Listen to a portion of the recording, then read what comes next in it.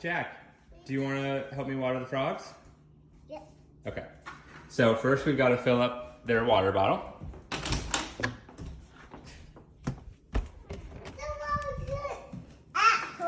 Can you point this at me, Jack?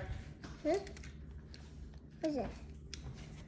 No, I will do it. Dad, let me. Dad. Okay. Jack, I'm going to show you, okay? So first, this is the frog's water, which we're filling up with the bigger water from the pantry.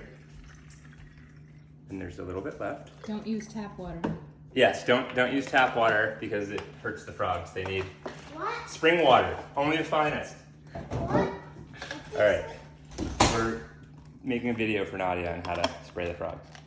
All right, so now I'm gonna come over here, and the first watering of the morning, I usually, so I can get in here, Me. I try to get in these guys. This is a new plant here, so I try to get right on their roots. And then this one, so the potted plants, I try to get right on their roots a little bit for the first of the day. That's it. And then basically these plants like a lot of humidity, so I just sort of spray them down and try to get each plant a little bit. Maybe just do this kind of a thing for 30 seconds. You know, sing happy birthday once or twice. Just kidding. And up here, so one thing actually is the frogs love to sit in this pot up here, and it's right below this light that simulates the sun.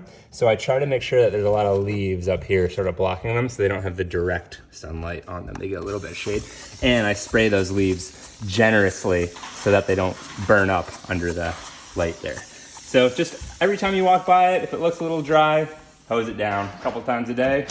Easy peasy. This guy, really, you don't need to do much. He's wild, so just be careful when you open these. If he's right near here, he could jump out, but he's pretty scared and hiding most of the time. I just sort of spritz the moss a little. Spritz the moss. Maybe give him a little humidity, you know. Make sure he's comfortable. We want him to be comfortable. All right. And then the last thing is the water. So this one has a water dish that really should not need to be changed. Just spray him like that, you're good to go. This one, water dish. Okay, Jack, 1 minute, okay? So, and again, their water, only the finest, purified spring water. Just a little bit so they can, have a nice little bath. And then it goes right here. If you move this leaf, you can see there's a big dirt spot on the floor. And it can go right there. And honestly, as long as they don't poop in it, you can just leave it in there all week.